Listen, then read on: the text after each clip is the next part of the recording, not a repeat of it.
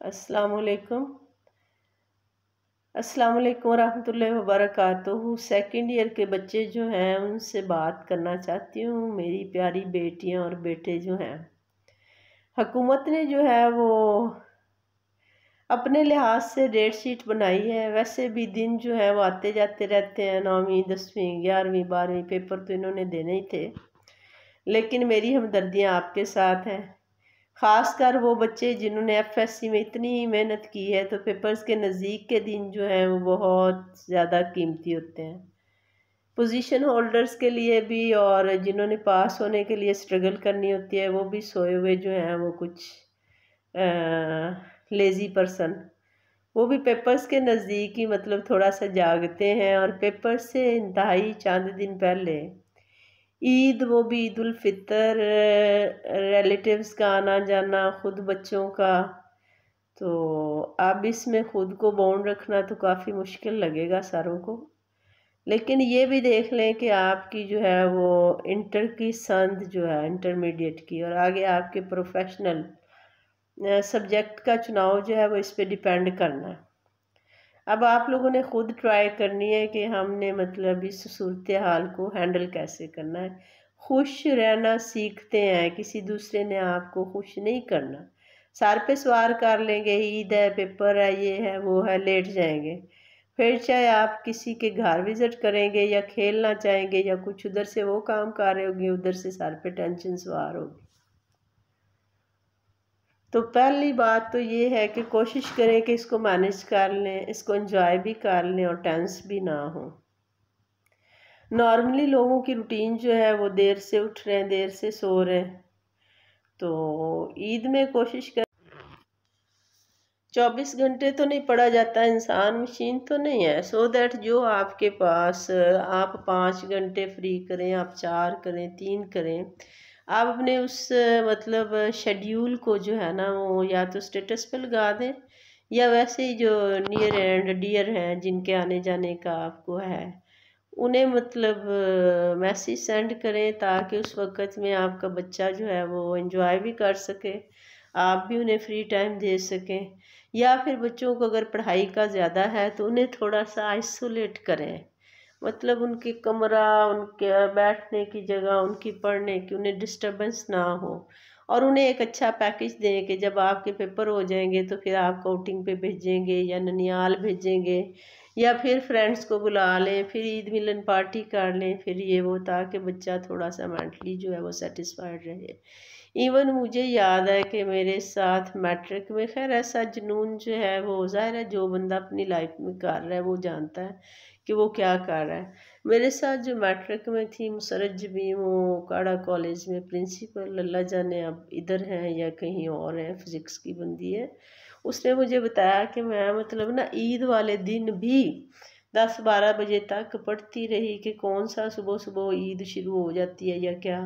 बच्चियों ने ख़ास कर कपड़े पहनने होते हैं, तैयार होना होता है, कोई ऐसी बात ही नहीं है। अगर जहन बना लें आपने अपने मेरिट्स अचीव करने हैं या नंबर हासिल करने हैं, या खुदा न खास्ता बच्चों की इतनी कम तैयारी है, तो बजाय इसके कि वो सप्ली का मेकअप करके बैठ जाएं, वो मतलब इन दिनों की कुर्बानी ही दे लें।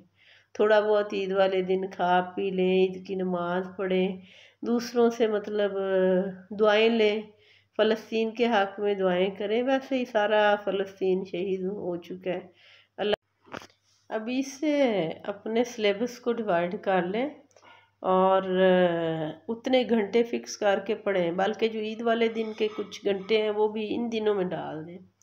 और ईद के बाद भी ठीक है कि ईद का दिन हो गया, बच्चे तो नहीं हैं, खेल कूद लेंगे कितनी देर। रही बातें गपशप या कुछ खाने पीने को आप पढ़ रहे होंगे फिर भी मिल जाएगा। आउटिंग आपके पेपर्स के बाद हो जाएगी। अपने साजा से जो है वो कोऑर्डिनेशन में रहें। अगर स्कूलों के या कॉलेजेस के साजा इस मूड में हों कि आपका ईद के फ़ौरन बाद 1 या 2 मतलब सब्जेक्ट्स का टेस्ट रख लें जिसमें देखें कि आप वीक हैं, तो आप लाजमी तौर पे उनके साथ तावन करें या ख़ुद उन्हें कहें, ताकि आप बाउंड हों कि मैंने इस चीज़ का जाके इतना टेस्ट देना है, तो फिर आप पढ़ पाएंगे। अगर वक़्त की पाबंदी जो है वो अनाउंसमेंट अल्लाह ताला की तरफ से 5 वक़्त की नमाज की ना होती, तो लोग इसमें भी मतलब थोड़ा बहुत आगे पीछे करते, शायद लेज़ी हो जाते। इसलिए ये जो पाबंदी है ना, ये फ़ितरत की तरफ से है। दिन रात अपने मुकर्रर वक़्त पे आते हैं, आप लोगों को भी खुद को बाउंड करना पड़ेगा, फिर आप मेरे प्यारे बच्चे कामयाब होंगे। आप दुखी ना हों, आपका अच्छा पेपर हो जाना आपकी फ़तह होगी। जिन लोगों ने पास होने के ख्वाब देखे हैं, वो शहज़ादे शहज़ादियाँ जो हैं उनके पासिंग मार्क्स वाले पेपर हो जाएँगे, तो वो फिर खुश होंगे।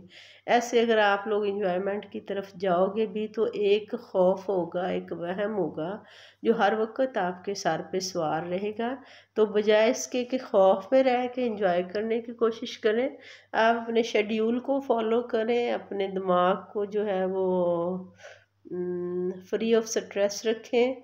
पढ़ाई जो है वो रहमत है, वो ज़हमत नहीं है। अल्लाह का शुक्र है आप अपने घरों में हैं, आप किताब पकड़ने के लिए आपको अल्लाह ने हाथ दिए, देखने के लिए आँखें दी हैं, पढ़ने के समझने के लिए आपके पास दिमाग है और पूरा मन जगह पे रह रहे हैं। फ़लस्तीन की तरह ये नहीं है कि कहाँ बैठे हैं, बम गिरा है और बंदा चाहे फ़ौज में है, नहीं है, वो शहीद। बेशक शहादत बहुत बड़ा मर्तबा है, लेकिन एक खौफ है।